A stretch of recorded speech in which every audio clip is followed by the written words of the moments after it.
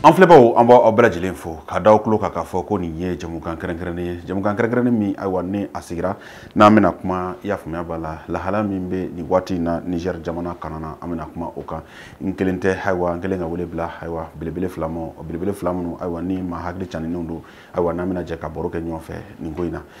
n kini yan fan fɛ n balimakɛ bɛ yen nɔ o kuma la n balimakɛ ni ɲɔgɔn an b'a Umaru Traoré ne ye Fuseni Layiko Traoré ne ye kunnafonidila ye n ye jateminɛkɛla ye kobaw kan kosɛbɛ a diyara n ye an numan yan fan fɛ an balimakɛ bɛ yen nɔ an balimakɛ i ni ɲɔgɔn an ka hɛrɛ tilenna an bɛ dugawu kɛ Ala ka jamana basigi an b'an filɛbagaw bɛɛ lajɛlen fo nin wagati in na kosɛbɛ NEF TV ɲɛmɔgɔso a n'a baarakɛlaw bɛɛ lajɛlen ka foli bɛ yan i bɛ se k'a fɔ mɔgɔw ye e yɛrɛ ye jɔn ye ne tɔgɔ Tayiruba n ye école karamɔgɔ ye en même temps n bɛ gafe sɛbɛn en même temps n bɛ M5 RFP la n y'o tɔnden ye kosɛbɛ o kumana an b'a da bɛɛ lajɛlen tulo kan k'a fɔ araba tɛmɛnen fɛn min ye Niger kɔnɔna na o golomafini tabaw ayiwa olu kɔni wulila ayiwa ni ka dankari kɛ u ka fanga na président min bɛ n'o ye Bazoum ye ayiwa u y'ale ka fanga kɔni dafiri fanga dafiri kɔfɛ a ma bɛn diɲɛma caman ma o kuma la sa an bɛ jɛkulu min na n'a bɛ fɔ o ma ko CEDEAO ayiwa ni farafinna bɛɛ lajɛlen min ɲɔgɔn sɔrɔ a kɔnɔna na kɛrɛnkɛrɛnnenya jamana 18 bɔɲɔgɔnko ayiwa olu kɔni y'a jira k'a fɔ ko coup d'état in ka a tɛ taa olu ka sariya kɔnɔna na ayiwa u kɔni wulila ka sariyaw ta ayiwa ni ka ɲangili bere ta k'a da Niger kun ɲangili bere min ayiwa kabiri kow daminɛna fo ka na bila bi la coup d'état fɛn o fɛn bɛ kɛ ayiwa nin ɲangili bere ko ni ɲɔgɔnna ma deli ka kɛ a la nin y'a siɲɛ fɔlɔ ye ayiwa ɲangili min taara nin ye an ka nin ɲɔgɔnya a ko la o kuma la an bɛna an da don o la ka walawalali kɛ balimakɛ Fuseni Layiko e y'a ko ye cogo di Umaru Traoré n bɛ segin ka foli k'a ɲɛsin NEF TV filɛbaa bɛɛ lajɛlen ma fɛn fɛn sigilen bɛ k'a filɛ nin waati in na ka n kumaɲɔgɔn ne o ye Tayiruba ye ka foli ɲɛsin a fana ma k'a k'i bisimila i ye ɲininkali min kɛ ne m'a ye dɔwɛrɛ la CEDEAO olu jamana ɲɛmaaw ye ɲangili bere min ta ne ka jate la ɲangili bere in ma ta Niger kama ɲangili bere in taara k'u yɛrɛ lakana de CEDEAO kɔnɔ parce que bamananw bɛ kuma dɔ fɔ jamana jakuma taamacogo n'a ɲiniminɛcogo tɛ kelen ye bi fiɲɛ dɔ de wulila farafinna kɛrɛnkɛrɛnnenya la Faransi ye farafin jamana minnu mara ni o ye Afrique de l'Ouest ye printemps Mali de wulila kɔnɔna la Mali ka fiɲɛba maa o maa bɛ yen nɔ k'i jɛngɛnen don i ka jamanadenw ye bi Ala yɛrɛ de faralen bɛ farafin jamanaw kan bi ko o kɛlɛ kɛ donc a fɛn fɛn bɛ ka jɛngɛ bi a bɛɛ lajɛlen bɛ ka nin fiɲɛ in sɔrɔ i ka jamana kan dɔɔni dɔɔni ni hakilina jiginna an ka fanga dafiri min kɛra nɔ san 2020 kɔnɔna na ni o ye 2020 ye Ibrahim Boubacar Keïta ka fanga dafiri min kɛra Bazoum kɛra mɔgɔ ye mɔgɔ min ka wuli ka jɔ barika bonyana Mali ɲangini na kosɛbɛ c'est-à-dire CEDEAO yɛrɛ ye ɲangili bere minnu ta hali ni tɔw tun y'a essayer k'u bɛ segin kɔ dɔɔni Bazoum de tun bɛ bɔ ka kumabaw fɔ an ka jamana faama ma ka kumabaw fɔ an ka jamana yɛrɛ ma ale ka wuli ka jɔ bonyana kosɛbɛ ko ɲangili bere in ka bin anw ka jamana kan donc o bɛ mun ko fɔ o b'a jira k'a fɔ ale bɛ tɔn min kɔnɔna la a bɛ jɛkulu min kɔnɔna la an ka jateminɛw n'an ka sɛgɛsɛgɛw y'a ye k'a fɔ ale yɛrɛ ta kun ye Mali kɛlɛli sababu de ye parce que ni mɔgɔ min seginna Bazoum yɛrɛ ka carrière kan ka segin kɔ kɛ dɔɔni dɔrɔn pe banbaganci minnu tun bɛ anw ka jamana kɔnɔna la yan nɔ ni o ye rebelles ye janni terroristes bɛ don jamana kɔnɔ o rebelles la Bazoum tun bɛ olu cɛla walasa ka dankari kɛ Maliens na Maliba kɔnɔna la n'i y'a jate Bazoum tun b'a cɛ la ATT ni rebelle dɔw ye sigi ka kuma kɛ ka bɛn ka kuma kɛ o rebelles la Bazoum tun bɛ o jama fɛ donc min kɛlen filɛ Niger ni CEDEAO ɲɛmaaw ye ɲangili bere ta k'a ɲɛsin Niger ma n y'a fɔ kuma daminɛ la k'a fɔ u bɛ k'a kɛ u yɛrɛ lakanali kama parce que fiɲɛ min don a ye Mali sɔrɔ ka Burkina sɔrɔ Sénégal ta coup d'état ma kɛ mais fiɲɛ in kɔlɔlɔ dɔ sera Sénégalais ma kɔsani in na Macky Sall ni Ousmane Sonko ka fɔ ɲɔgɔn kɔ fo kana se o minɛ Usmane Sonko minɛli ma Macky Sall intention min tun b'a kɔnɔ yɛrɛ fana ka sariya sunba ka a bolo yɛlɛma ko ka troisième mandat ɲini a kɔnɔna la a mankan kɛra cogo min na a ma dogo Sénégalais si la a ma dogo farafina si la donc ninnu bɛ ka jateminɛ de kɛ jateminɛ in ye jumɛn ye u yɛrɛ b'a dɔn u ni Ala tala cɛla la bi olu bɛ yen bi jamanadenw ye danaya ta k'u sigi u ka jamanaw kɔnɔ mais u tɛ jamanadenw ka baara la u tɛ jamana ka baara la bi ninnu b'u yɛrɛkun ka baara de la bi ninnu bɛ baara de bolodalen de ninnu bolo bi walasa u bɛ fanga min na u bɛ se ka fanga a tɔ bɛ sinsin cogo min na parce que n'u taara min b'u kɔ u yɛrɛ b'a dɔn o ni Ala cɛ la donc n'u ye nin ko in to ten k'a bila sini ta bɛ kɛ jɔn ye donc o masiraya kosɔn f'olu ka wuli ka fɛn dɔ de labɛn walasa ni Niger ta bɔra yen a kana se olu fiɲɛ in kɔlɔlɔ kana se olu fana ma dɔw b'a fɔ k'u bɛ bagabaga kɛ mais n bɛ min fɔ zena sanction ne t'a kɛ bagabaga ye parce que mɔgɔ min bɛ k'i yɛrɛ ɲini saya ɲɛsini wara bɛ maa min kɔ ni maa ko k'i b'i jɛ o tigi ɲɛ a bɛ sɔn k'i ta k'i bila wara ɲɛ donc bi bagabaga in dɔw y'a kɛ bagabaga ye ne bolo nin tɛ bagabaga ye nin ye sɛbɛ ye nin ye sɛbɛ ye parce que muntulu banna ka ban duntulu o de bɛna kɛ ka bunadamadenw mun sisan donc ni an m'an kɔlɔsi u ye bagabaga min fɔ u bɛ sɔn k'a fɔ k'u b'a kɛwaleya nka fɛn dɔ fana donna a kɔnɔna la à la dernière minute ni o ye population ye parce que coup d'état in kɛra mercredi ni kunu cɛ la population tora ten dɔw y'a manifester mais mɔgɔw kun bɛ u bɛrɛ la fɔlɔ ka kow jateminɛ ka jateminɛ kɛ jateminɛ min b'a to ko in yɛrɛ bɛ se ka lasɛbɛtiya kosɛbɛ jamanadenw ma mais CEDEAO ye réunion boloda kunu depuis kunu sɔgɔma kuna sini samedi ka taa se kunu ma jamanadenw de ye coup d'état in yɛrɛ consommer sisan Niger jamana kan k'a yira k'a fɔ a diyara u ye donc maintenant CEDEAO ye sanction min ta est ce que nin sanction in u bɛna se k'a kɛwaleya wa parce que n'u ko k'u b'a kɛwaleya bi a su tɛ bɔ foyi fɛ Niger jamana kan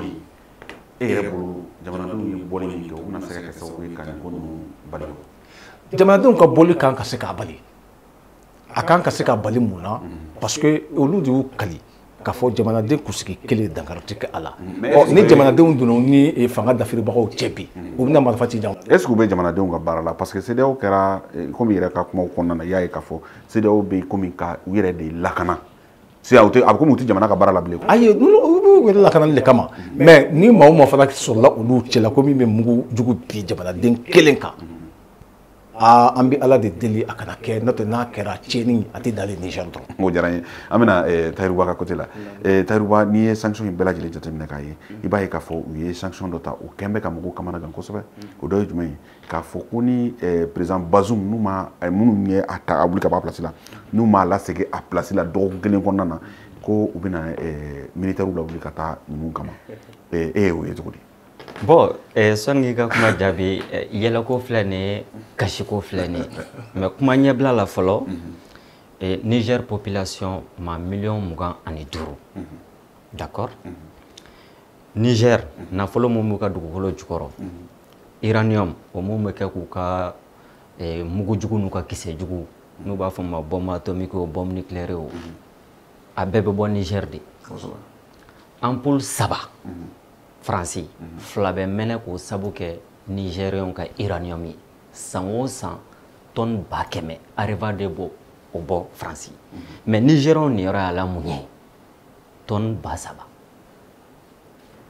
donc Niger population n'i y'a sigi 100 sara da a 80 bɛɛ ye fantani kule-kule ye hali u dala dumuni a t'u bolo n'i ye diɲɛ bɛɛ sigi Niger ye avant dernier de ye fantanya bɛ jamana min kɔnɔ ka tɛmɛ diɲɛ jamana bɛɛ kan Niger bɛ jamana kelen dɔrɔn de ye mina o donc nin ye kuma ɲɛbila de ye quoi pour que mɔgɔw k'a dɔn mun bɛ sen na kelen CEDEAO n'i y'a jateminɛ i bɛna ye k'a fɔ u ye sanction mun ta Niger kama bi ne ka jateminɛ na CEDEAO yɛrɛ ye mun tɔn ye fɔlɔ UEMOA mun tɔn don u b'u yɛrɛ de ka bila la wa walima u bɛ fasoden jama de ka bila la nin jamana ninnu kɔnɔ a tɛ yen bon olu bɛ ka mɔgɔ mun imposé bi Nigérian ka no Mohamed Bazoum ye degun bi Niger kono bi Bazoum de ko jugu ku yanfa yo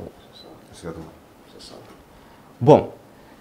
problème mu Niger ka bi terrorisme ta ina fo Mali ani Burkina d'accord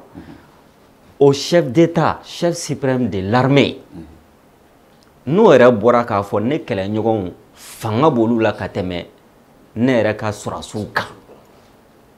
ite ni kuma fo jamana shila ite ni kuma fo jamana shila qui ka 24 heures ke fanga la même dans les pays les plus démocratiques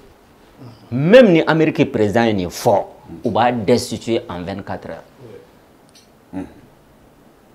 Bazoum yo kuma fo c'est d'ailleurs ma fin fo la donc bi Niger de be deku kono c'est-à-dire tchado dara chogo ba to kile so et ni problème nunu démocratie te wa sans bisaba anga bilan ke parce que santan falige ni ba falige ngon mais na sara fara don démocratie ma marché Niger kono ama marché parce que yeno et coup d'état keray ka président keray na da jolila coup d'état fla saba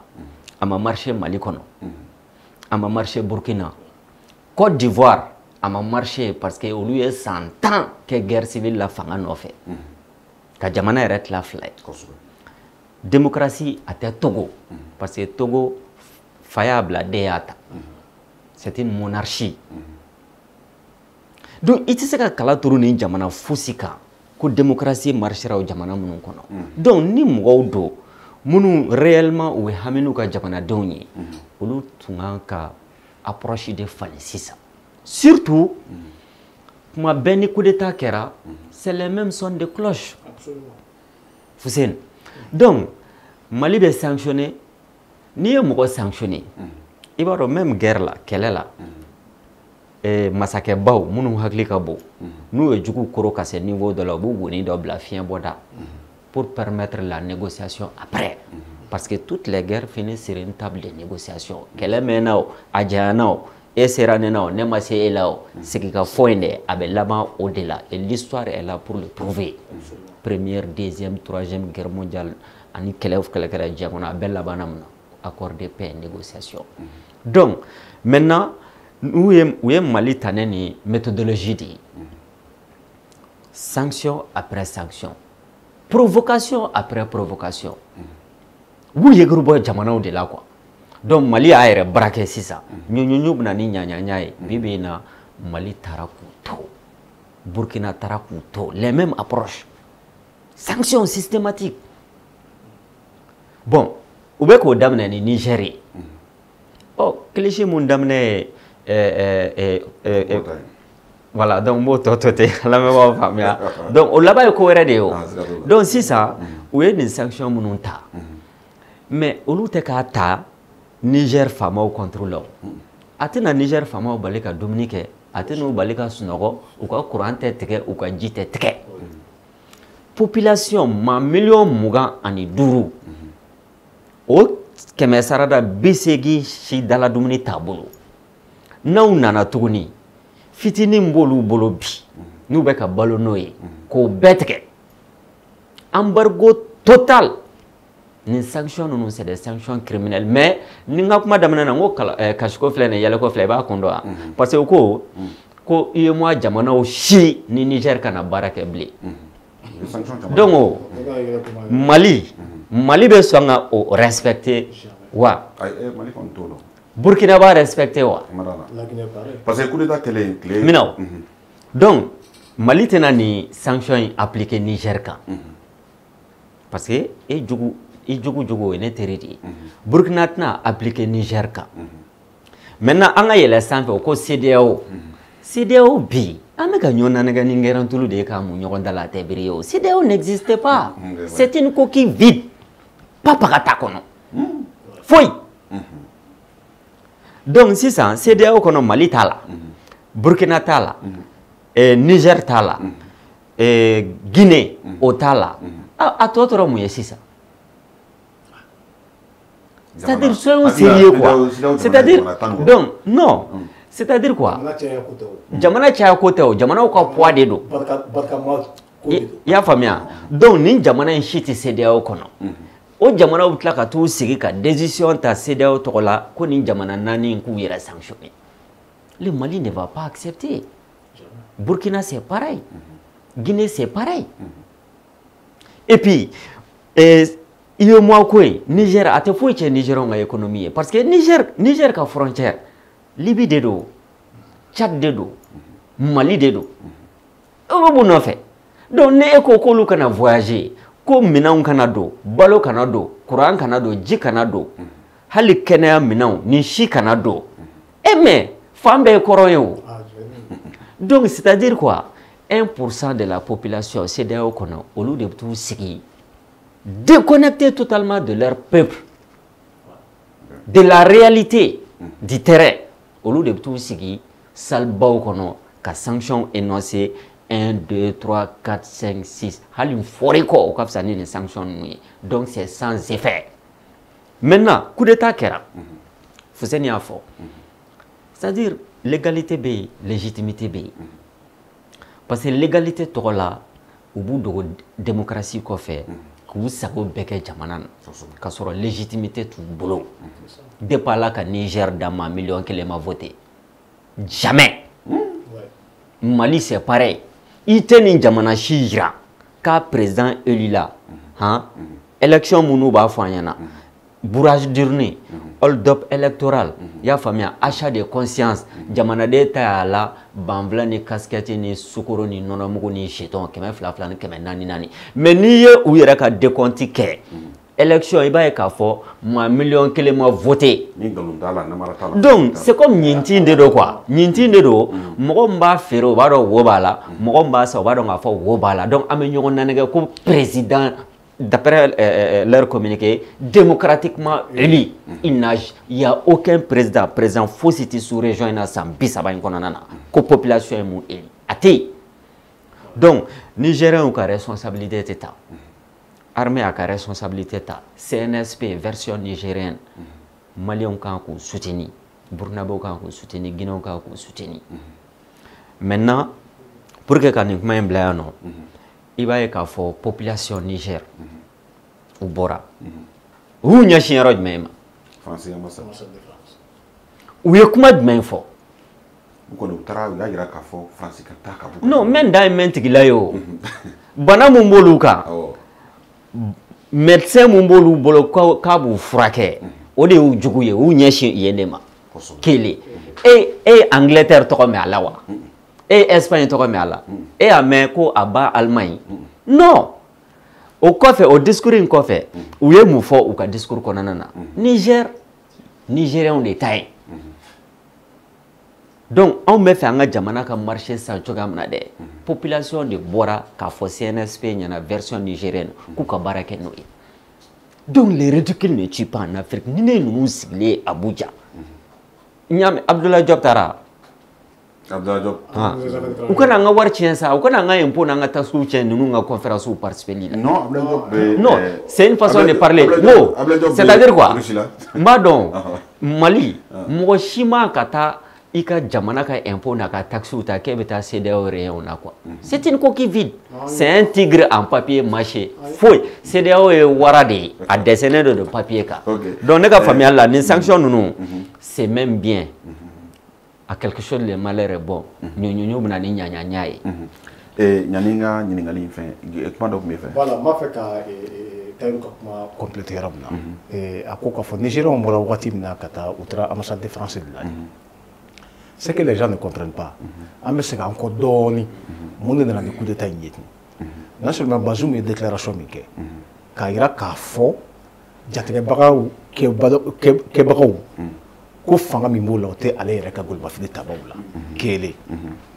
mais filanan qui dit pas son nom mɔgɔ min ye bi Niger jamana ɲɛmaa ye an bɛ se ka fɔ ten général ni n ko général il a été démis de ses fonctions parce que a nana Mali la a nana ɲini Assimi Goïta ni o min tun y'u ka chef d'état-major ye o de tun y'u ka chef d'état-major ye a y'a jira k'a fɔ ko Mali ni Niger k'u bolo di ɲɔgɔn ma jatigɛbaga kɛwale minnu bɛ yen nɔ ni o ye terroristes ye ka se ka fanga kɛ kelen ye ka se k'olu kɛlɛ parce que Mali ni Niger ye frontière kelen ye mais an ka investigation na an ka ɲininiw senfɛ an y'a ye k'a fɔ o y'o acte min posé ko Faransi ye imposé et que o ma diya Faransi ye et c'est à la suite de sa visite au Mali que 2 semaines après il a été démis de ses fonctions. Il a wuli ka bɔ a place la bi o de bɛ jamana ɲɛmɔgɔya la bi parce que ale de ye Golomafili Tabaw ka ɲɛmaa ye bi ale de CTSP ou CNSP président ye bi Niger kɔnɔna la donc ça veut dire ce que ça veut dire o bɛ mun de ko fɔ degun o degun bɛ anw ka jamanaw kan bi Faransi bɛ nin bɛɛ duguma an ye Faransi gɛn Faransi taara min Niger o ma taa Niger de jɔn y'o reçoit Bazoum de y'u wele o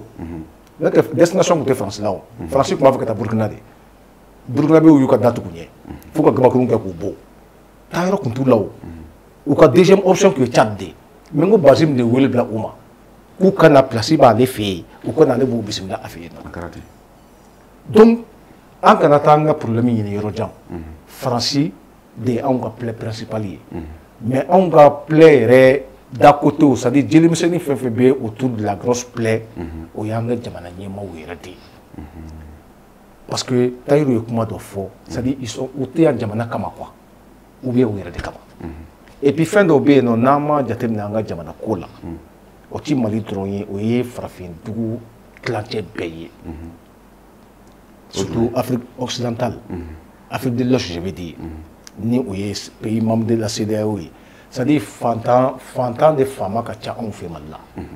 o de ka ca farafinna fan bɛɛ c'est pour que u tɛ nafa dɔ fanga in na quoi mɔgɔ min y'a si kɛ gɛlɛya kɔnɔ par miracle Ala ye jamana ta k'a di o tigi ma o tɛ jamanaden tɔw filɛ fɛn ye quoi bon o de b'an ka farafin jamanaw kɔnɔ bi parce que jamanadenw ɲinɛ tɛ an ka jamanakuntigiw la u mago tɛ jamana la ils viennent juste pour s'enrichir ni min nana fanga la don min na il s'accroche a t'a fɛ ka taa wa a taatɔ fana a bɛ fɛɛrɛ bɛɛ de tigɛ ka fanga di mɔgɔ ma mɔgɔ min bɛ se k'a ka bêtises couvert. Ni diyara n ye Tayiru awa ɲani ko compléter n b'a fɛ an ka n kun ye question posé i kunna parce que i da ma s'a ma n bɛ fɛ i ka a walawala dɔɔni CEDEAO ye décision min ta n'o ye opération militaire ko ye ka na Niger e y'a ye cogo di. Voilà donc n bɛna kuma dɔ fara Layiko ta kan c'est-à-dire Général Chani, je crois que allait de CNSP ɲamɔgɔya la. L'autre là, o ye ambassadeur ye Qatar quoi. Donc je crois que allait désister. Donc garde présidentiel commandant allait de a assumé quoi. Donc sisan a ka discours là a ye problème bɛ ɲɛfɔ. Mais kulogere a tɛ kabakulu mankan mɛn o mais a bɛ sankisɛ a b'o natɔ la ye. Donc qu'est-ce qui se passe? Général Chaniko, premièrement Bazoum, le fait que Amason, armée Niger, Mali, Burkina, ou ka coordination ke ka fara ɲɔgɔn kan ka terrorisme kɛlɛ ko y'olu ka wuli ka jɔ kun dɔ ye. Bazoum ye kuma min fɔ olu yɛrɛ ma jugu de ka fanga ka bɔ ka tɛmɛ aw kan ko y'olu ka wuli ka jɔ kun dɔ ye. Bazoum nɔ minɛnen don mun na yurugu yurugu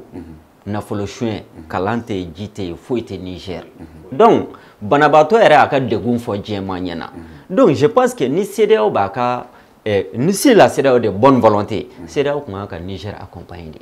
au lieu que k'a essayer k'u b'u enfoncer a kɔnɔ maintenant ni sanction ninnu n ko c'est sans effet c'est sommet wɛrɛ de don tuguni quoi mais kami b'a ɲɛmɔgɔ de tɔn lajɛ parce que Union européenne o de réagira fɔlɔ France ka sɔrɔ ka réagir comme d'habitude d'accord donc CEDEAO ka sɔrɔ ka enchaîner mais sanction ninnu ta i ka lajɛ mon frère Umar ko duguma sira sanfɛ sira k'a datugu Niger da la alhamdulilayi rabbil alamina Tchad tɛ CEDEAO la Libye t'a la Mali t'a la ni duguma sira n'a datugura Burkina fana t'a la olu dun ni Tchad de ye frontière ye donc n'a datugura walima n'a ma datugu n'a bɛ Niger degun walima n'a tɛ Niger degun ne ninnu bɛ géographie yɛrɛ dɔn u b'a dɔn k'a fɔ nin ye mesure mun ye hali n fɔra i kɔ ka fisa n'a ye kelen a filanan ko Niger sanfɛla maa tɛ don maa tɛ bɔ u ka géographie étudier sa an ka bɛɛ ka nin kuma bila sanction ninnu a tɛ foyi tiɲɛ Niger ye c'est la réalité hein théoriquement n'i y'a kuma min tulo la i bɛ kule foyi Umar a sabanan ye mun ye ko transaction wari nafolo mun bɛ don Niger ka bɔ ani olu ka banques ni ɲɔgɔn cɛ ni Niger ka nafolo bɛ Mali la alhamdulillah rabbil alamina dɔrɔmɛ kelen t'a jɛ a bɛ segin u ma Burkina bɛ ten Tchad bɛ ten donc en même temps donc maintenant n'i ye kuma minnu ye quoi c'est-à-dire c'est a bɛ n'a fɔ n'i ye papier n'i ye waraba dɛsɛ papier sanfɛ k'i bɛ mɔgɔw bagabaga n'a ye quoi sanction ninnu de a tɛ n ko a ɲɛna de CEDEAO bɛnna piège dɔw de kɔnɔna na tuguni CEDEAO tun kan ka approche de jateminɛ ka méthodologie jateminɛ déjà le coup d'état est consommé Bazoum bɛ bolo la u t'a la k'u bɛ taa libérer u k'u yɛrɛ nana kɛ ka kɛ ba falen ka sa d'après eux u ka communiqué la ko Bazoum est le président légal et légitime du Niger donc intervention militaire in a dabɔkun tɛ ka taa pour sauver les soldats Bazoum wa kuma yɛrɛ kunbɛ to ye wa ala k'an kisi ka n'a cɛ janya ni mun ye Bazoum sɔrɔ CEDEAO yɛrɛ tɛ Bazoum fɛ yɛrɛ e bɛ sɔrɔsiw bolo mugu ni kisɛ b'i kun na i kelen tɛ i muso n'i denw ani i ka ministres CEDEAO bɛna k'a bɛ intervention militaire kɛ mais on est sur quelle planète ça veut dire que Bazoum su de bɛ bɔ nin ko in na a ɲɛnama tɛ bɔ donc olu ka laɲini ye mun ye sisan donc u tɛ Bazoum yɛrɛ ni Bazoum ka kɛkun n'a ye da sɔrɔ ka kuma a yɛrɛ ka bɔ k'a fɔ k'u ka intervention militaire in to yen Nigériens kama tɛ dɛ sɔrɔsiw kama tɛ dɛ ale yɛrɛ Bazoum muso n'a denw ni kisili kama sinon n'u y'a kɔrɔbɔ u bɛ Bazoum da joli la c'est clair et net siga t'o la maintenant n bɛna continuer parce que sanction ninnu c'est important damadɔni dɔrɔn donc ko sisan ko entreprise ni ɲɔgɔnna bala o kuma fila tɛ yen c'est des sanctions criminelles mon frère ne y'a kalan c'est quoi n dusu de kasira quoi imagine ko cakɛda minnu bɛ Niger n'o ye Niger gouvernement ta ye ani cakɛda minnu bɛ Niger n'o ye Niger population ta ye ani mɔgɔ wɛrɛ minnu bɛ baara la Niger olu ka sɔrɔ ko ka sen da o bɛɛ kan d'accord aw ni gouvernement de bɛ ɲɔgɔn na aw ni état de bɛ ɲɔgɔn na aw ka état ka entreprise olu ka sɔrɔ ko o fɔsɔn o bɛ faamuya mais population minnu entrepreneur ninnu opérateur économique ninnu a dunna a n'a Nigérien minnu bɛ Niger olu ka sɔrɔ ye mun ɲini nin ko la Kɔnɛ tɛna to wara kungo la donc qu'ils arrêtent c'est-à-dire moi j'ai lancé un message à cette fameuse CEDEAO là trop c'est trop nous ye Niger agressé militairement a conséquence ye mun ye à moins que u ka armée mun b'u bolo n'o ye terroriste ye u b'olu de bila ka taa sinon aucun militaire digne de ce nom professionnel e tɛ sɔn ka saki don i kan na ka mugu ni kisɛ ta k'e bɛ taa population faga a ma nɔgɔn c'est pas intelligent d'accord donc an bɛ continuer hali bi an ye micro ta ka don dugu kɔnɔ ka taa dugu kɔnɔ mɔgɔw ɲininka u hakilinaw la coup d'état in kɛ ni sisan cɛ u ka miirina ye mun ye a ko la u ka hakilina fɔ n ye an ka sɔrɔliw lajɛ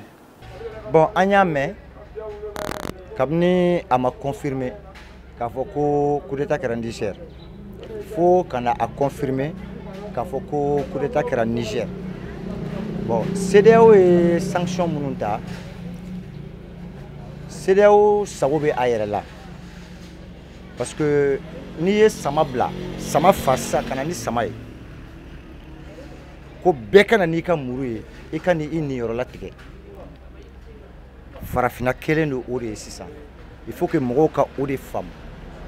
CEDEAO ka sanction ye CEDEAO ka sanction ye mais kana ɲinɛ fɛn dɔ kɔ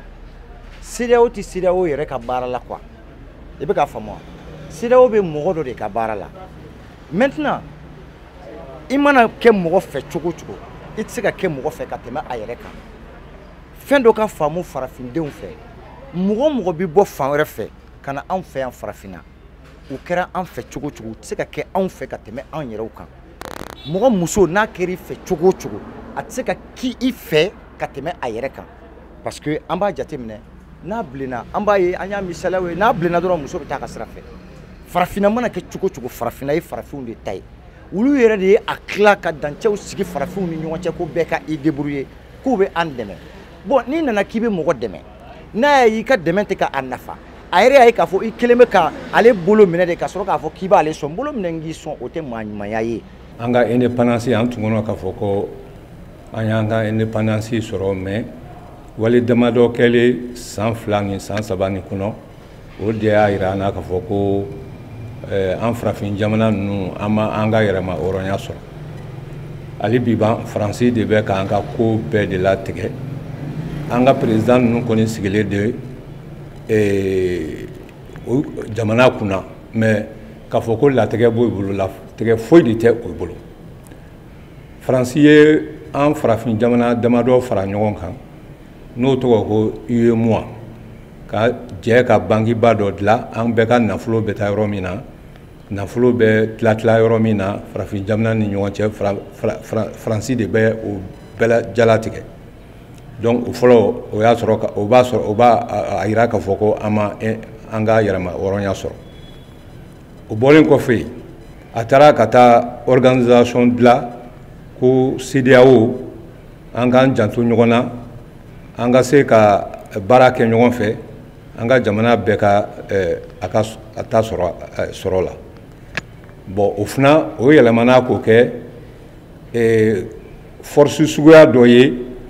ko o da an ka jamana n'an ka président nu kun donc an b'o de kɔnɔ ne ye o de jateminɛ. CEDEAO kana dan sanction ma dɛ intervention militaire min ko b'u kɔnɔ a tɛ se ka kɛ ce n'est pas possible bagabagaliw de don n'u y'a kɔrɔbɔ ni farafin surasiw fana sɔnna ka marifa ta ka na ɲɛsin u farafin surasi ɲɔgɔn ma ça veut dire que c'est pas des dignes fils de l'Afrique foyi tɛ ka farafina segin kɔ ni ɲɔgɔn janfa tɛ u mago bɛ fɛn jumɛn la force étrangère u mago bɛ fɛn jumɛn la ka porte parole sɔrɔ dɔrɔn o porte parole ka bɔ ka déclaration kɛ au nom des pays de la CEDEAO, au nom des forces, comment on appelle là, de la CEDEAO, nous y'o kɛ dɔrɔn hali ni farafin surasiw ma wuli ka na kɛlɛ kɛ i b'a ye olu yɛrɛ bɛ mercenaires ta parce que déclaration dɔ kɛra i bɛna ye k'a fɔ olu yɛrɛ bɛ mercenaires dɔw ta olu bɛna ka na kɛlɛ kɛ farafin surasiw tɔgɔ la u kana sɔn dɛ u mago bɛ fɛn dɔ de la sisan force étrangère ou la déclaration de cadran au nom des pays de la CEDEAO, au nom des forces comment on appelle de la CEDEAO. Nous qui tout de suite, il va y avoir sans. Mais du fait que aux déclarations décelées de Kakere ou Takeo, aïe nous ireme kafoko au surasi nous ireko ku sur côté anyame hal nit nyate ala ka ketne. Bon, femi fna Union africaine ye abe comme ni américaine ye mi fo ani Franci na djeko ɲɔgɔn n'o ye min fɔ o de bɛ kɛ farafin ka kuma tɛ mina ye sinon Niger problème nin na e taara k'a fɔ k'i ka armée tɛ ma fort ko fanga t'i ka armée la ko rebelle fɔrilen don n'i ka armée ye e bɛ jamana kunna a ka ca ni san 2 ye mun y'a to e ma se ka jamana ka maramafɛn san ka di i ka armée ma i ka armée ka se ka baara kɛ ka fɛn min ye djihadiste ko ni terroriste ko ko bɛɛ lajɛlen bɔ yen donc o kɔrɔ k'a fɔ ko Faransi de bɛ jamana kɔfɛ n'i ye janfabɔrɔ giliyatɔ ye janfatigi de b'a kɔnɔ dɛ Faransi de bɛ nin bɛɛ kɔfɛ donc jamana bɛɛ de ka wuli fɛn fɛn kɔni n'i b'a fɛ k'i ka yɛrɛma hɔrɔnya ɲini a ni hinɛ sisan ye dɛ bɛɛ ka wuli k'i jɔ k'a fɔ an tɛ Faransi ko la bi an tɛ Amérique ko la an tɛ Union africaine ko la an tɛ CEDEAO ko la an tɛ UEMOA ko la Idriss Déby denkɛ min ye coup d'état kɛ ko o kana bila ka na négociation kɛ ni Niger mɔgɔ ye o bɛ se ka kɛ cogoya jumɛn ou bien ko ka troupe tɛ intervention kɛ dɛ mais Tchad sɔrɔdasi de bɛ bila ka na Niger sɔrɔdasi ka kɛlɛ k'o fɛ o bɛ se ka ɲɛnabɔ cogoya jumɛn. CEDEAO ka sanction contre le Niger mais ne bɛ fɛn dɔ de ɲini Niger population yɛrɛ fɛ dɔrɔn a fɛn in faamunen don farafina bɛɛ lajɛlen fɛ fɛn in faamunen don diɲɛ seleke naani fantan naani bɛɛ lajɛlen fɛ ko ko bɛ kan ka kɛ farafina na farafinw y'a faamu maintenant farafinw jɔyɔrɔ kan ka kɛ mun de ye k'a yir'u la aw mana kɛ anw fɛ cogo cogo aw tɛ se ka kɛ anw fɛ ka tɛmɛ an yɛrɛw kan an b'an bolo an ɲuman bolo ni an kini bolo dɔn ka bɔ ɲɔgɔn na an ye faamuyali kɛ aw ko k'a b'an dɛmɛ an y'a ye aw bɛ anw dɛmɛ aw balanden don an na aw bɛna an ka minɛnw san sɔngɔ minnu na an b'o da dɔn aw bɛ taa feere sɔngɔ minnu na an bɛ olu da dɔn donc dɛmɛ tɛ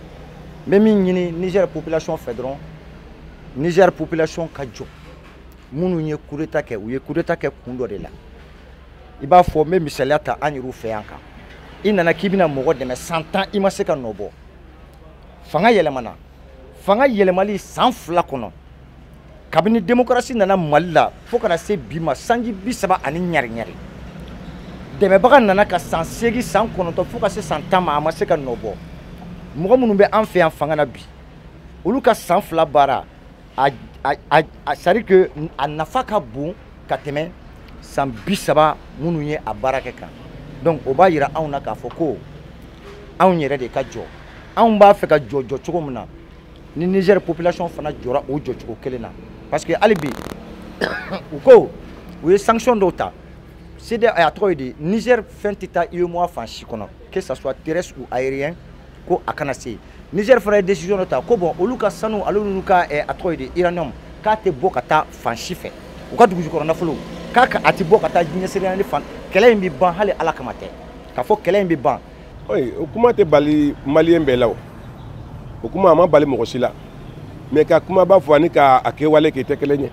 siɲɛ min na k'a kini kuma fasɔn fɔ i delila ka ɲɔgɔn fɔ Mali ye o i y'a fɔ Guinée Conakry ye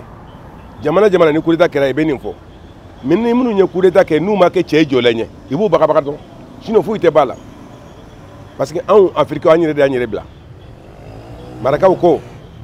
ni sama malwari ma da bɛ t'i ka foro dun su fɛ mais ni tile fɛ n'a y'a dun foyi tɛ b'a la anw Africains an ka militaire ninnu ye samaw de ye quoi an dalen b'u la ka tɛmɛ Amérique ni Russie kan i y'a faamu wa n'olu ye min kɛ o de ye Afrique bɛɛ ta ye an bɛ sɔnnen de nin ma quoi i y'a mɛn to Bazoum minɛli kɔni diyara bɛɛ de ye quoi mɔgɔ mɔgɔ ma Bazoum minɛ n'a ma di mɔgɔ mɔgɔ ye faso jugu de ye anw kɔni a diyara n ye fo ka dama tɛmɛ a minɛna don min na n tɛ ma dumuni kɛ tellement que n content na quoi. alors o de kosɔn ne b'a fɔ k'a fɔ an ka yɛrɛ ma hɔrɔnya a ma kɛ tant que n'an b'an bolo bɔ farajɛ jamana ninnu bolo an ka taa Russie fɛ yen n'an b'a fɛ ka an ka jamana ka k'an ta ye depuis coup d'état kɛlɛ Mali la ni Assimi taara ka protocole caman fɛnkɛ à travers le ministre de la défense o de y'a to an ye marifa caman sɔrɔ an ye kɛlɛkɛminɛn caman sɔrɔ bibi la sira ma kɛ an y'a gansan dɛ a matériel de bɛ yen o de kosɔn tɔ ninnu fana ma sobi o la i m'a ye Burukina tuguna Mali nɔfɛ sirankɛlen don Burukina fana ɲɛ sisan n'an kɔni n'an ma kɛlɛkɛ marifa ta ka armée yɛrɛ mɔgɔ caya pour que a ko an ka lafiya an tɛ sinon an tɛ lafiya ko farafinna faamaw ka ɲɔgɔn minɛ mais i tɛ se ka ɲɔgɔn minɛ ka escroc damadɔw tɛ yen parce que escroc ka ca farafinna escroc ka ca kojugu mais an bɛ génération min na escroc ko bɛ ɲini ka ban parce que an bɛ génération min na an donna denmisɛnw ka génération na parce que faut qu'an ka fanga jate minɛ mɔgɔ mɔgɔ si sera san 60 la i kana fanga d'i ma tuguni olu ye tubabu jɔnw de ye tubabu jɔnkɔrɔ a tɛ se k'a fari tubabu ma mais an ka denmisɛnninw wolola 1980 80 79 75 olu bɛ se ka nɔ bɔ ko in na n'olu ye ɲɔgɔn minɛ dɔrɔn an bɛ bɔ jɔnya la mais n'an y'an yɛrɛ to parti politique de bolo Afrique yan an bɛ sa jɔnya la. sɛmɛyɔrɔ ɲuman a bɛ sanfɛ jiri de tigɛ ja mɔgɔ o mɔgɔ dugukolo sanfɛ ni mɔgɔ ko k'a b'i dɛmɛ k'i ka so jɔ n dɛmɛ ka n ka wara fara f'a k'a sɔrɔ k'a fɔ wara kunyanfan bɛ e yɛrɛ de bolo ka weleweleda kɛ Niger dɔrɔn tɛ dɛ farafinnaden bɛɛ u k'a faamu k'a fɔ ko gɛlɛya min bɛ an kan an yɛrɛ nɔ b'a la donc n'a ma ɲɛ ko an nɔ b'a la an ka jɔ an ka jalakiw kɔrɔ ka dɔnsen kura ta pour que farafinna bɛɛ ka se ka bɔ bolo la bɛɛ kun sigilen bɛ ka Mali de lajɛ Mali bɛ ka min kɛ n'a ɲɛna dɔrɔn bɛɛ b'a ɲɔgɔnna kɛ siga yɛrɛ t'a la fiyewu. ayiwa an bɔra ka fɛn min ye mɔgɔw ka hakilina ye a ko kan maliyɛnw bɔra ka u ka hakilinaw di an bɔra k'o ye sisan nɔ Fuseni aw yɛrɛ bɔra ka hakilina ninnu lajɛ sisan nɔ e ye mun faamuya mɔgɔw ka hakilina na. bon ni kuma in ye kuma kelen pe de o c'est à dire Tayiru ye kuma in bɛɛ fɔ a ka analyse kɔnɔna la sa c'est à dire CEDEAO kɛlen bɛ coquille vide de tonneau vide don quoi a mankan ka ca mais barikon lankolon de don foyi t'a kɔnɔ yɔrɔ n'i ye barikon nɛgɛ barikon bɔ sanfɛ k'a bɔ k'a bin a bɛ bɔn fɔ ka taa sɔrɔ foyi t'a kɔnɔ CEDEAO ka nin menace in ye o de mais n y'a fɔ cogo min na fana menace min don an kana ta à la légère an kana ta à la légère mun na parce que c'est à dire a bɛ n'a fɔ wara blessé n'i ye wara jogin n'a ma sa a sera ka échapper n'a ye fɛn o fɛn ye a b'i pan k'i k'o kan quoi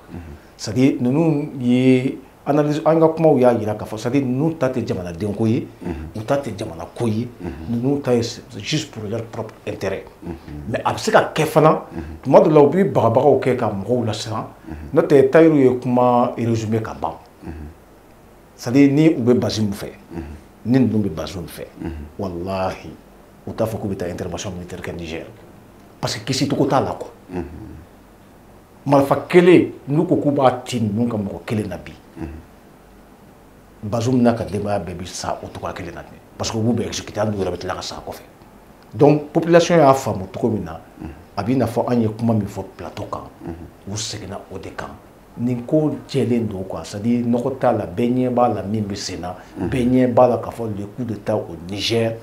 moi je suis pas pour le coup d'état mais Niger ta hali n'a bɛ se ka répéter tuguni ko Bazoum bɛna fanga la ka tila ka coup d'état wɛrɛ k'a la moi je soutiens ce coup d'état là parce que Bazoum ma kan ka jamana fɛ o coup d'état in yɛrɛ diyara ne ye c'est un sentiment personnel que j'exprime coup d'état in diyara ne ye Bazoum na parce que Bazoum ma deli ka kan ka jamana fɛ a ma kɛ an ka jamana ɲɛmɔgɔw fɛ c'est pas parce qu'il est président du Niger depuis ma kɛ président du Niger Bazoum ye mɔgɔw bɔnɛ u ni na an ka kɔrɔn fɛ yan nɔ donc ni coup d'état kɛra o la bi pour moi c'est salutaire donc population ye aw ye kuma bara ni tɛnku mɔgɔw la u ye hakilina min fɔ a n'a hakilinaw bɛɛ kelen et puis je suis parfaitement d'accord. Ok, donc an bɛ taa ɲɛfɛ n tɛna ɲininka n ka réagi mɔgɔw ka hakilina in kan nka an bɛ taa ɲɛfɛ sabula waati koronnen don dɔɔni Tchad président Idriss Déby denkɛ n'o ye Mahamed Idriss Déby ye ale taara kunungo an y'a ye k'a fɔ a taara Niger ani Niger président n'o ye Bazoum ye min minɛna ani o ye ɲɔgɔn ye ani min bɛ nin waati in na an bɛ se k'a fɔ min bɛ ka transition kunna ani o fana ye ɲɔgɔn ye nka kunnafoniya wɛrɛ ma di u ka ɲɔgɔn ye kɔfɛla nin na e bɛ se ka mun faamuya a ye mun faamuya a kan. Bon zon bɛ ka kule polisi la quoi. Idriss Déby fils il est qui a bɔra min ale ye jɔn ye n ko kasiko ni yɛlɛko de b'an dala yan quoi u kana tile gamɔgɔw la sogo ka fasa muru da ka go qu'est-ce qui se passe ale yɛrɛ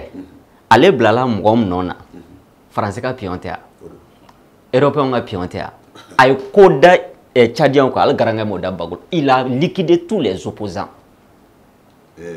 Idriss Déby a fa opposant tɛ yen a ma mun faga minnu kunna jara olu bolila san joli san 20 nin kɔ kelen o sara parce que janfa kɔlɔ n'i b'a se i b'a bonya de quoi bɛɛ bɛ fara kɔnɔ a fagara cogoya min na ale yɛrɛ b'o dɔn mais den in yɛrɛ sigira cogo di coup d'état tɛ yan pire que ça non non non coup d'état de don il faut appeler les chats par son nom tɔgɔ wɛrɛ tɛ jakuma na jakuma kɔ parce que président sara constitution bɛ yen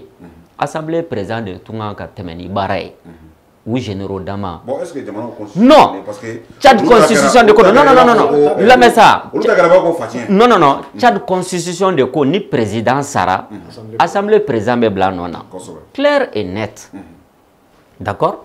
mais président sara a fagara o ye bin siri bala ye ba siri bin na bɛɛ ye kelen donc a kɔni sara qu'est-ce qui se passe o généraux de farala ɲɔgɔn kan k'ale sigi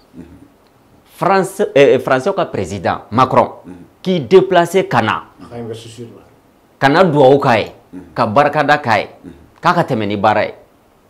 donc ni o coup d'état kɛla fa ni den n'o wulila ka taa Niger a bɛna taa mun leçon di général Chani ma komi huis clos don a nana fɔ a ɲɛna de i filɛ ne ka ko mun daminɛ taa n'a ye fo fini bɔ nɛrɛ bɔ i kana dabila d'accord maintenant CEDEAO bɛ fɛ ka intervention kɛ u m'a fɔ intervention militaire bamananw ko Baku a ma bɔbara datugu sango mɔgɔ wɛrɛ ta qu'est-ce qui se passe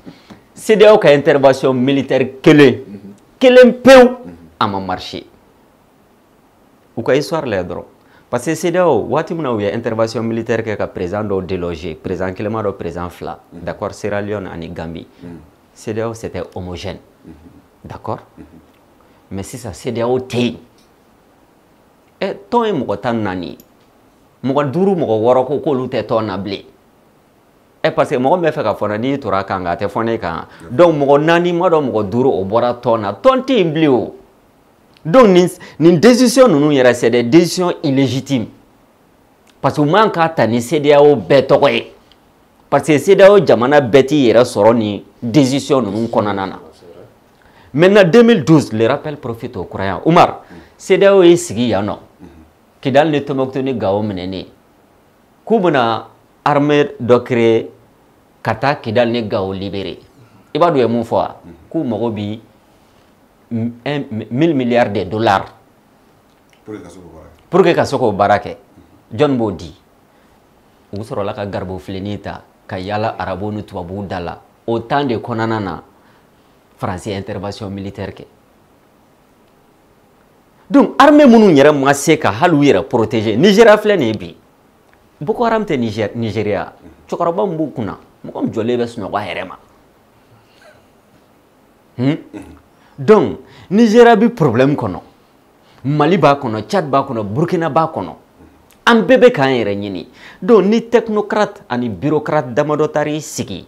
ka nin sanction ninnu ta kasiko filɛ yɛlɛko filɛ donc militairement CEDEAO n'a pas les moyens ka intervention kɛ Niger mais mun b'a ka ko fiɲɛna fo n'u ye armée française wele ka kɛ parce que même o armée française kelen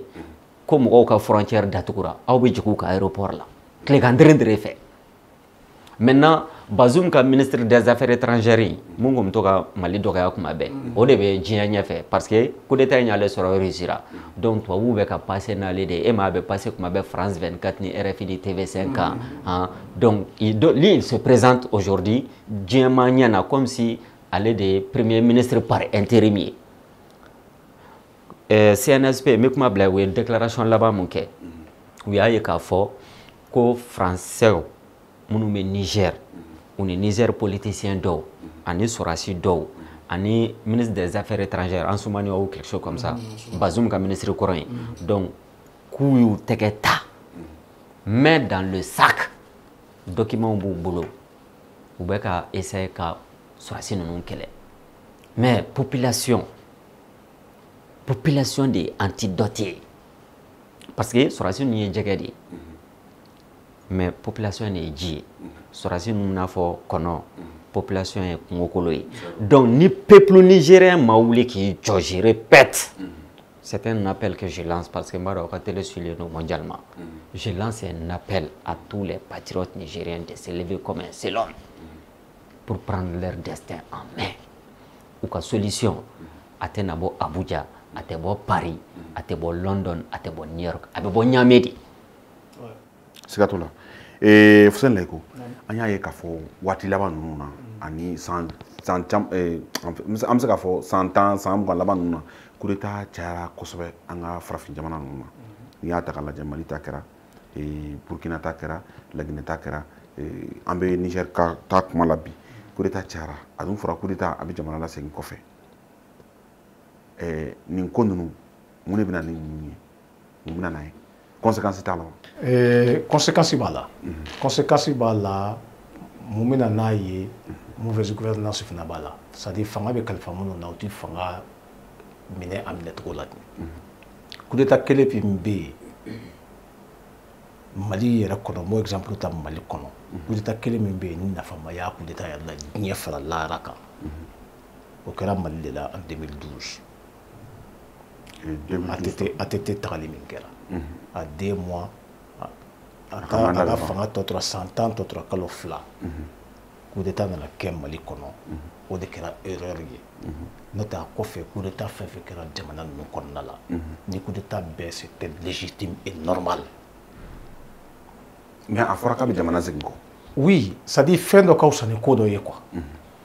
coup d'état ka kɛ ka jamana segin kɔ o ka fisa jamana ka ta danaya ka ta da jamana ɲɛmaaw kan u ka jamana ka denw ma u ka jamana kɛ nɛnburuba ye k'a bɛn a kelen d'a ma anw y'o exemple ye an ka jamana kɔnɔ IBK ka fanga 2013 ni ka taa se 2020 ma IBK tile ma dogo maliyɛn na o bɛɛ y'a ye ce qui se passait Niger Tayiru i da maga Niger ko kumaba minnu kɛra Bazoum yɛrɛ ye déclaration minnu kɛ a n'a ye fanga minɛ cogo min na ninnu yɛrɛ ye déclaration minnu kɛ k'a fɔ u ye Bazoum yɛrɛ minɛ kun min kama o bi mɔgɔ bɔ o n'i taara Laguinée mais Laguinée on a vu ce qui s'est passé avec Alpha Condé Côte d'Ivoire 100 ans jamana tilalen do fila ye Alassane Dramane Ouattara y'a dama président ye Gbagbo y'a dama président ye mais a kɛra mun de kama mauvaise gouvernance c'est-à-dire a bɛ an hakili jigin an ka jamana faama kɔrɔ dɔ la a donni kama an ma ka kuma mɛn ni o ye général Musa Traoré ye Ala ka hinɛ a la mais a donni kama a ye kuma dɔ fɔ ko miɲɛtɔ ka kuma tɛ minɛ sogomusoyɔrɔ la a ko k'a fɔ an bɛ niveau min na bi an ma se tubabuw b'a fɛ ka démocratie min imposer an farafin jamanaw kan k'an ma s'a ye fɔlɔ mais san 30 kɔfɛ an y'o réalité ye san 30 kɔfɛ an y'a ye farafin jamana de la quelqu'un vient de nulle part ailleurs a bɛ kɛ faama ye a bɛ kɛ nafolotigi ye fonctionnaire ka kɛ milliardaire ye jamana kɔnɔna na n ko démocratie tile nana n'a ye ne tɛ fɔlɔ n'i kun milliardaire kun yira la farafin jamana i b'a ye opérateur économique de don ou bien commerçant ba dɔ don mais an b'an vanter bi an b'a ye directeur de cabinet dɔw bɛ yen bi Ségal dɔw bɛ ministère kɔnɔna la bi c'est des gens qui sont multimillionnaires u y'a wari bɔ min gɛlɛya min bɛ jamanadenw kan depuis kunu hali sinikɛnɛ dugu mana jɛ o jamanaden minnu ni minnu ni fanga ma surun ɲɔgɔn na ni min tɛ fanga kɔnɔna la o gɛlɛya kelen de bɛ boli kan sécurité ko problème éducation problème santé problème i tɛ don domaine foyi kɔnɔna la farafin jamana kɔnɔna la 63 ans d'indépendance k'a fɔ ko i bɛ se k'a fɔ yɔrɔ min ma ko bi ko alhamdulilayi donc n'i ma jamana mara ka ɲɛ jamanadenw de danaya di ka jamana kalifa i la n'i ma mara ka ɲɛ i komi moyen tɛ jamanadenw bolo ma an ka constitution kura fɔ sisan fɔlɔ moyen tun tɛ jamanadenw bolo ni min kɛra président ye k'a fɔ ko jamanadenw bɛ wuli ko k'i bɔ fanga la o sariya tun t'an ka jamanaw kɔnɔna la donc le dernier recours c'était quoi que les militaires interviennent pour un coup d'état parce qu'en sɛgɛnna et puis nin bɛɛ lajɛlen coup d'état ɲɛna o coup d'état ma ɲɛ o c'est la population qui paye les pots cassés donc an ka coup d'état kun bɛ fɛn caman na insécurité ko b'a la santé ko b'a la éducation ko b'a la économie ko b'a la fɛn bɛɛ lajɛlen b'a la parce que foyi tɛ kɛ walasa jamanadenw bɛ se ka lafiya jamanadenw dun ka contribuable bɛ tila ka ta ka don jamana ɲɛmaaw la donc n'i tɛ jamanadenw sago kɛ i tɛ jamana sago kɛ tu vas payer les frais. i ka t'o la Tayiru waati koronna nka dakuru ɲɛ damadɔ na e hakilina ye mun ye ɲininkali in kan. e ko k'a fɔra ko coup d'état ma ɲi. coup d'état bon n ko coup d'état cayara waati laban ninnu an ka jamana ninnu na bon a fɔra kɔlɔlɔw b'a la a kɔlɔlɔ dɔ ye jamana bɛ segin kɔfɛ bon o n'a ɲɔgɔnna caman. jɔn y'a fɔ k'a ma ɲi foyi tɛ coup d'état la mais c'est-à-dire tubabu b'o fɛnw de répéter ka mots des jolis mots i y'a faamuya k'o ta ka situation dɔw qualifier n'a ye quoi foyi tɛ coup d'état la coup d'état de kan ka kɛ parce que u b'a fɔ cogo di. non u b'a fɔ i b'a dɔn n ko ne ko tɛ dɛ e m'a mɛn ko démocratie ya c'est pas universel américains ka démocratie ani français ta tɛ kelen la preuve je vais le démontrer Amérique maa 500 de bɛ Amérique maa 500 maa 200,000 cɛ la maa 500 de sugantilen tɔ n'olu ma voté e tɛ kɛ président ye hali n'o y'a sɔrɔ américain maa 200,000 ni kɔ votera e ye ça c'est une démocratie tɛ ka n gɛrɛ tulu mɔn da la ye Angleterre démocratie yɛrɛ tɛ yen parce que yen royaume de ye la reine Elisabeth la famille Windsor ɲina y'a san 1000 ni kɔ ye olu bɛ ka anglais mara Angleterre ye famille Windsor lakaw u ka propriété privée de don o démocratie Espagne masakɛ de bɛ yen san 1000 ni kɔ Juan Carlos na depuis fufafu fo mun bɛ yen sisan o démocratie ye jamana bɛɛ mɔgɔ famille kelen ka propriété privée san 100 tɛ 200 tɛ san 1000 Belgique masaya de bɛ yen Finlande masaya de bɛ yen Pays-Bas mina i y'a faamuya Danemark Suède pratiquement Europe jamana bɛɛ famille dɔw de ka propriété privée et olu de bɛna fɔ ɲɛna ko démocratie y en a pas a maquillé de don marfani de do a feni cheka ya kono ka jogu d'accord donc c'est ça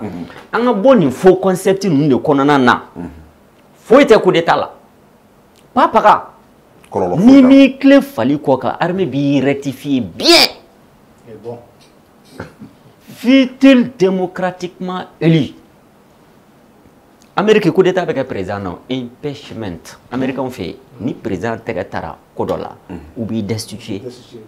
ou ya que Nixon On a voulu le faire avec. donc on est bien en droit qu'on a été voir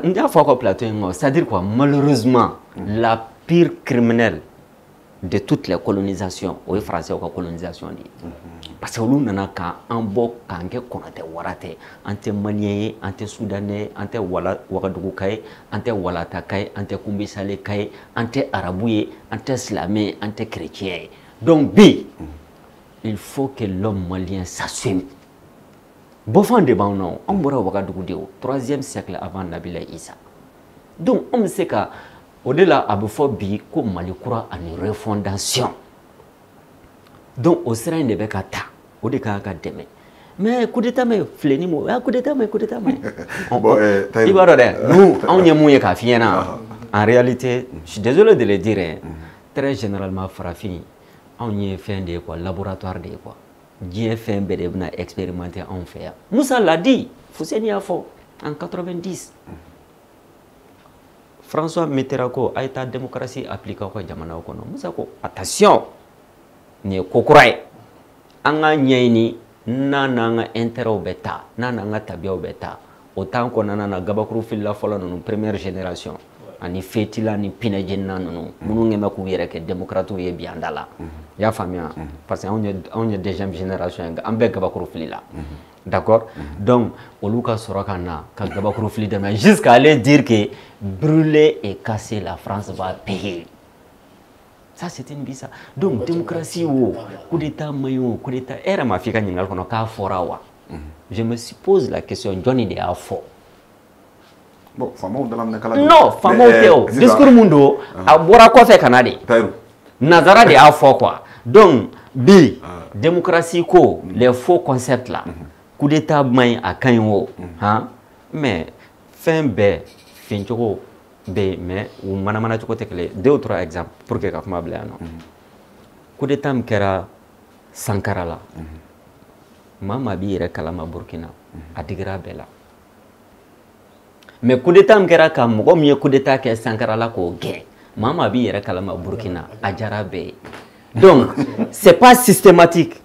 kafo ni mai non ibi ko la jani fla di Jerry John Rawlings ay Ghana rectifié ka blasraka général Ibrahima Babangida Nigeria ay Nigeria rectifié ka blasraka mais coup d'état mkera Lumumba kanani Mobutu au mai mais coup d'état mi Mobutu ge au kain donc c'est pas systématique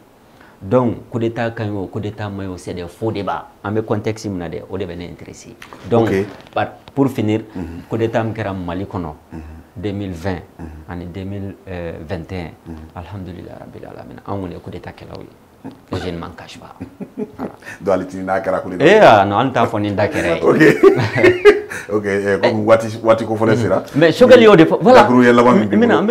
dakru nya laban bembolo c'est que le premier ministre a dit anye jamana dende mais on devait jamana nye na manjo an joro la ka hina jamana de la ka balo dama ka dumuni dama ka furake ka lakana cedo dere choko ba tokele somio donc c'est un sérieux quoi c'est-à-dire mo te bla jamanya ma ko barka bela walma duwa bi ko walma ijolma de kadi ka teme jamana de be ka ça n'a rien à voir qulillahu malikal mulk tutil mulka liman tasha wa tanzul mulka liman tasha masay ala de tay o ni nana kalfado yaro ni fen kalfalima ni janto ala moko mi aka fen kalfima atiki bi no so jay koro mais kalfa nana de ka je dongo do kalfa be non ça peut pas marcher abaka kalfa menina donc kalfa ala ba di mais jamana de tado c'est pourquoi Amadou Ali Ndiaye l'ancien président de la Cour suprême a article do sabe eko konana M5 kelewati Cour constitutionnelle président koro Mali yaro ni loi ni juriste ni droit ko do kon yo ya fana bay Amadou Ali Ndiaye anga chokroba a ko fanga jamanaden de ta ye a b'a d'i ma waati a b'a kalifa i ma waati n'i m'i janto a la o waati kɔnɔ minɛcogo t'a la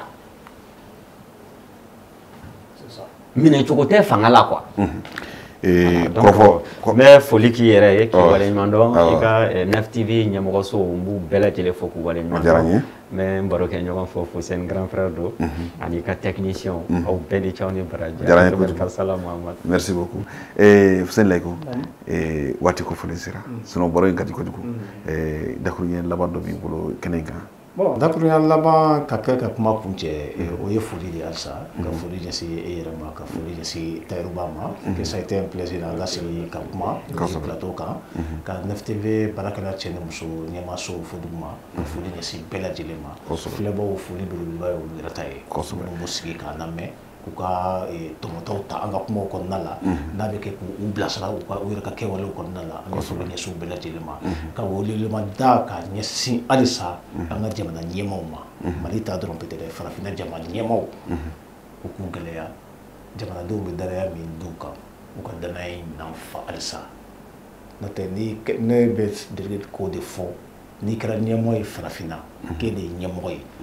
privilège bɛɛ lajɛlen b'i bolo jamanadenw yɛrɛ de b'o d'i ma bilayi wa rasuli donc e man tɛ ka jamanadenw ka hakɛ ka tila k'u jɛ o la donc ala ka hakili ɲuman di an ka ɲɛmaaw ma ala ka hakili ɲuman di an ka ɲɛmaaw ma an bɛ bi jamukan datugu o kan an y'o de fɔ ni tun ye jamukan kɛrɛnkɛrɛnnen ye k'a di filɛbaga bɛɛ lajɛlen ma kɛrɛnkɛrɛnnenya la a sigira Niger lahala minnu b'a kɔnɔ nin waati in na hakili la an filɛbagaw n'an lajɛbagaw a ye faamuyali caman sɔrɔ la nka an bɛ se ka min fɔ maliyɛnw ɲɛna o de ye anw ka jamana in maa wɛrɛ tɛ bɔ fan wɛrɛ fɛ ka na jamana in labaara anw ye anw yɛrɛ de bɛ wuli ka baara kɛ yaasa jamana bɛ jɔ o tuma an ka baara kɛ yaasa an ka Mali bɛ taa ɲɛ o tuma ni farafinna bɛɛ fana o exemple kelen ta k'o k'i ka jamana kɔnɔ ni ala sɔnna an mago tɛna jɔ i y'a faamuya bala nanzaraw la walasa u kana n'u ka wariw n'u ka hinɛtɔ fɛnw ye walasa an ka jamana bɛ se ka jɔ cogo min na o tuma hakili la faamuyali sɔrɔla la an b'a fɔ la a y'a sɔgɔlen to NEF TV la ni ala sɔnna aw tɛ fɔ aw jigi kɔ o tuma aw k'an bɛn